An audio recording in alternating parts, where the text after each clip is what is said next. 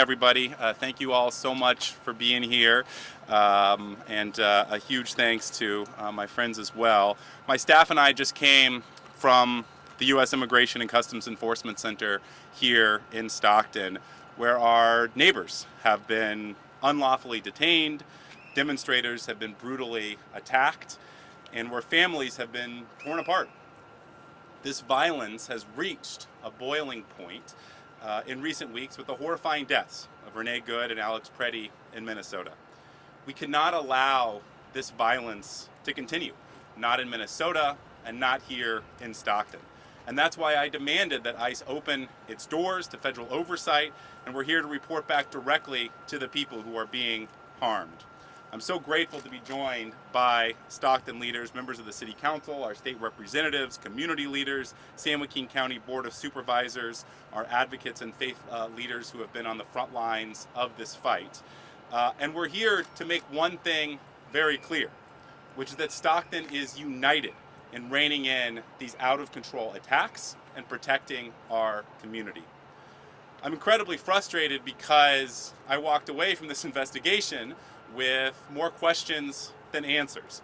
My staff and I were shown the rooms where operations are planned, spaces for detainment, infamous check-in, processing areas, places where families are told to follow the rules only to be ambushed and detained.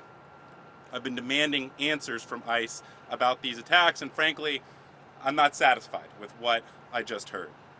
I've asked for clear explanations of the use of force and masks at this facility and across San Joaquin County, information about current and future operations in our community, body cameras, access to counsel, and how U.S. citizens and green card holders are being affected.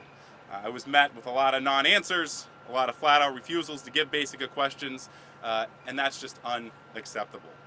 If federal agencies think that they're above accountability, that they should face stiff consequences, starting with the resignation or the impeachment of DHS Secretary Kristi Noem. As a dad, the images that I've seen, the stories that I've heard, both here in Stockton and across the country, are heartbreaking. I see my own kids in footage of families being torn apart, kids being separated from their parents, relatives not knowing if they're ever going to see their loved ones again. That's a living nightmare that our neighbors are facing every single day, especially in a city that is as diverse as Stockton. And it's clear that it's going to take more than meeting face-to-face with these agencies to fix this. That's why I'm demanding immediate reforms to rein in ICE, starting with banning masked agents in our streets. We need to mandate body cameras, strict limits on use of force, no operations without warrants, no deportations of U.S. citizens. That's the basics. I'm committed to stand with our community in this fight every step of the way. That's why last week I voted no on any increased funding for DHS and ICE, and while I'll continue to fight back against this regime. No one is above the law, and our community will not be intimidated into silence. Our families are counting on us to win this fight, and we will win.